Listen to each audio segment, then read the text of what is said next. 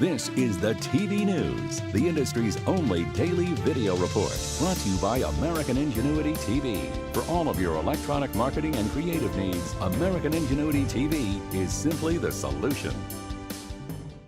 Welcome to the TVNews.TV for Friday, May 28th, and we begin with what could be great news for Internet TV and video.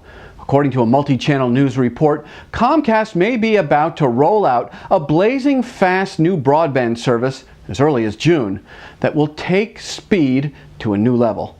Called Extreme 105, the megabit rate per second would fire down at 105 and up at 10. The reported fee for Extreme 105 service will be $199 per month with a $249 installation fee. The Extreme 105 service would be only the beginning of an 18-month national rollout to Comcast's well over 30 million enabled high-speed broadband homes. And this very speedy initiative augurs well for the further advancement of Internet TV and video. Ever noticed that on soap operas, the actresses tend to overproject, while the strong silent males hit you with that raspy, underplayed delivery? This big soap news will be delivered in both styles. Disney has announced that the prognosis for the continued presence of SoapNet is terminal. And in 2012, SoapNet will be replaced with a new preschool kids network called Disney Junior. Disney will now begin the process of transferring the 75 million homes and soon-to-be flatlined SoapNet base over to the soon-to-be nascent Disney Junior universe. And finally, America has caught the fever for Discovery Channel's Deadliest Catch. For the past 7 weeks now, the Deadliest Catch has dominated Tuesday night on cable, and this season it has consistently been cable's #1 non-sports primetime program. And somewhere, Captain Phil Harris is smiling. The Sports TV News is brought to you by Sando Communications. Sound judgment, solid credibility, and superior results. This is Sando Communications. Hey, which fabulous Super Bowl venue does not belong? Miami, Tampa, New Orleans, East Rutherford, New Jersey. As most of the free world knows, the NFL has awarded the 2014 Super Bowl to a northern venue for the first time in the big game's history.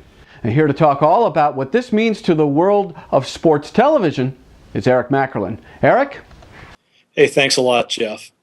You know, if you're working in sports TV, this announcement of a northern Super Bowl ought to really be seen in many ways as a tribute to the power of the medium of television. The fact of the matter is, and I think this is something that Bill Simmons from ESPN said a couple of months ago, is that the home viewing experience with professional football has over the years gradually become superior to the one that you get while sitting in the stadium. And as someone who's been a season ticket holder for 2 different NFL franchises, it's really, really hard for me to quibble much with that contention. The fact of the matter is that in many, many cases now, the folks who are in the stadium watching the game are, of course, in terms of economics, less important than the folks who are watching at home. As we've added high-definition television, as we will be adding 3D television, as we will be adding stereo signal, and eventually adding secondary audio programming onto sports television that allows alternate broadcasters to broadcast the same game, we're going to see this trend continue. And what it means is that the folks who are in the stadium, really, yes, they're there, but that's not their job. They're there, more or less, to be color, to be entertainment for you and I who are sitting at home watching the game. And that's why the NFL can now go to New York and play this game in a cold weather setting and not have it matter much to the overall economics to the event. As a matter of fact, as we've seen, NFL games that are played in inclement weather generally do much, much better in the ratings. That was something that the NFL found out a number of years ago when the Oakland Raiders traveled to New England to play against the New England Patriots in the famous Tuck game. Talking about snow, let me just run some years by you. 1969, blizzard, debilitating blizzard in New York. 1978, these are all February, debilitating blizzard in New York. 1983, February, blizzard.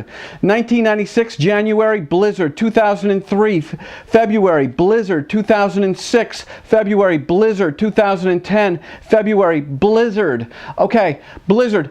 We understand how you may have a game with no fans in there, but if you can't get the teams there, if you can't get the stadium ready, you don't have a game. And I'm thinking, does this mean the Super Bowl can go to Monday night? I mean, help me understand how that's going to work with all of television.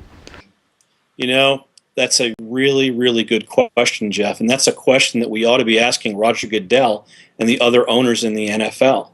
As we saw from just this past winter, debilitating snow can hit the East Coast and paralyze large segments of the area for up to a week, 2 or more. We saw that here in the Washington area. That's another market that now that they've seen New York get the Super Bowl, they're beginning to beg for the Super Bowl as well. And again, I mean, even with 2 weeks of preparation time between the conference championship games and the Super Bowl, I can only conclude that the NFL has decided that they're willing to roll the dice and take the risk at least once on a bad weather Super Bowl. It's a risk I'm not sure I'd want to take with that much money riding on the game. All right, Eric. Well, we're going to talk about this more because there are a lot of risks. There is a lot of reward, and there's never, reward without risk. But we'll keep our eye on this. We thank you. Have a great Memorial Day vacation, and we'll see you next week. Take care. Bye-bye, Jeff. Future events and opportunities brought to you by Dude Walker. Get the best voice. Get the best price. Get Dude at dudewalker.com. If you want to talk to the TV industry at large and do it in our native tongue, that being video, become a sponsor of the TV News. To get started, click right here at the tvnews.tv website or drop us an email at advertise@thetvnews.tv. In just a little over 3 weeks, the world's greatest media marketers and designers will gather at Promax BDA, the Conference 2010 in Los Angeles. You should be there as well. To learn more, log on to promaxbda.org. And that's about it for today's edition of the TV News.